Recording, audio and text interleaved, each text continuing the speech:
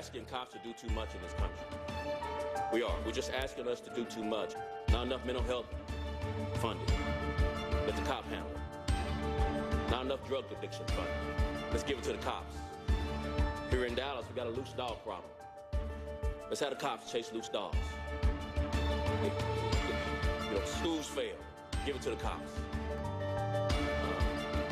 70% of the African community is being raised by single women. Let's give it to the cops to solve that as well. That's too much to ask. Policing was never meant to solve all those problems.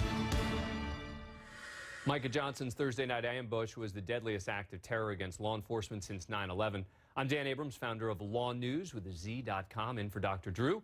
Back with Derryck Green, Melina Abdullah, and Judge Ross. Joining us now is Paul Violas, security and terror analyst. He hosts the Security Brief, which debuts in September. So, Paul, are we indeed asking too much of our police officers?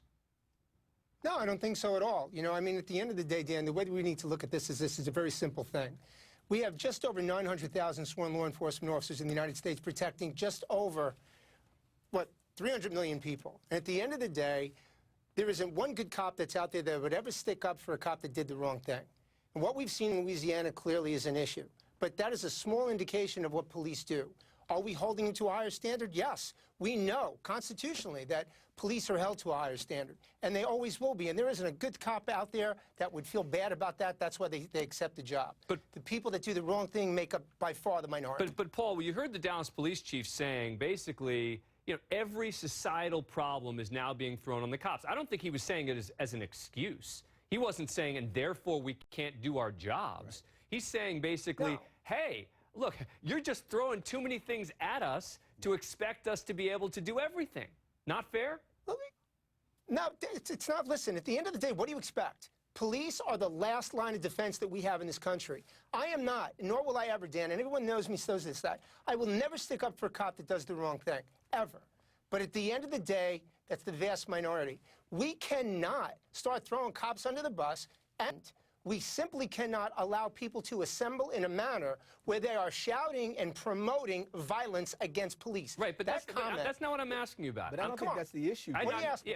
What I'm asking you about is exactly what the police chief just said, right? The police chief just is basically throwing up his arms, and he's saying, look, in essence, and I'm going to translate this because this isn't what he said it far more eloquently than this, but he's basically saying, you know what? I don't know what else we can do here. We're being thrown all sorts of stuff that we're under-equipped to deal with. And now what I'm asking you is that a fair point? Because the most important thing for us to do when something like this happens is figure out what can we do to make things better. And it sounds to me like that's exactly what the Dallas police chief is trying to do here. There are yes, you're right. Dan, there are very simple solutions here. And the fact of the matter remains that we have an issue in this country with respect to policing community. We have not learned since Ferguson, and we're drawing and building walls, not bridges.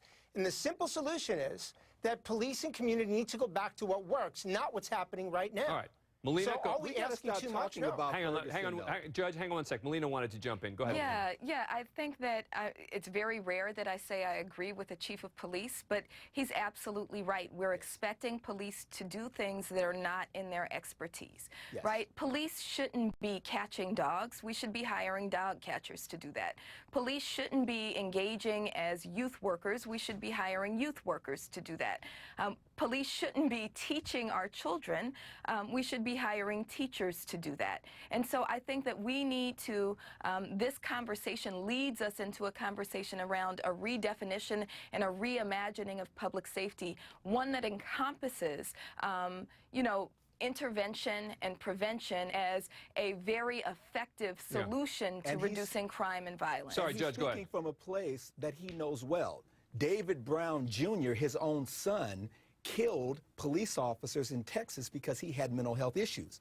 So when the Dallas chief of police is saying, look, I don't know if we're the best equipped. In California, one of the issues that comes about is that oftentimes these mental health institutions, they just drop people off on the street, and then they're like, well, the police will figure it out. No, we've got to invest more money in that. If we're looking at educating young men and mentoring them. That is not the role of police. That's the role of fraternities and organizations and civil rights groups and things like that. I think we can all agree then on that, and I think bravo to the police chief for making those comments. Hard to disagree with a lot of that. Something I think we'll maybe not all agree on is, I want to read you a quote, and this relates to the reaction more specifically to what's happening here. And Paul, this is what you were talking about. This is from John Ziegler, who writes for Mediaite, which I'm the founder. It doesn't mean that I support his views, but I'm going to quote from it here.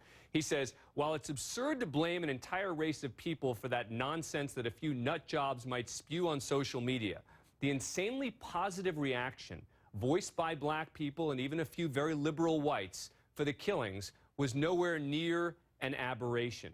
So, Derryck, are people on social media not condemning Micah Johnson enough?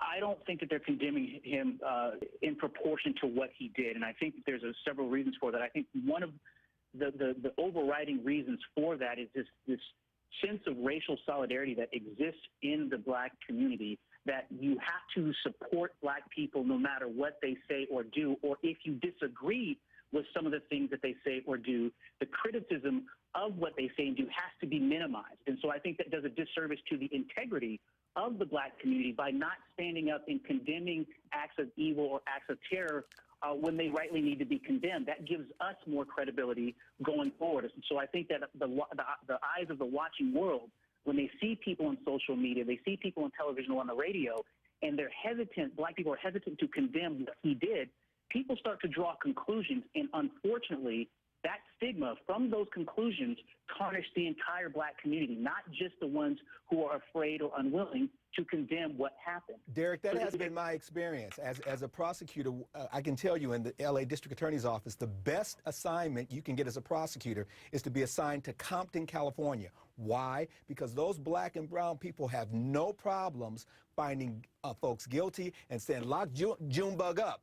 What you're finding is people also want a sense of understanding right and wrong and where do they fit in. When those two murders happened with those young men in Baton Rouge and St. Paul, and then right after you had the situation in Dallas, that's where folks were like, okay, I feel for these young black men. What happened in Dallas is horrible. I'm trying to kind of process all this information because right now I'm angry because these young men keep getting killed, but I'm not trying to say that this guy, Micah Johnson, is justified in killing cops. But I think the point is that might happen. Go ahead, Derryck. That might happen between some blacks outside of the public eye, but we're talking on social media. We're talking about in front of where everybody can see.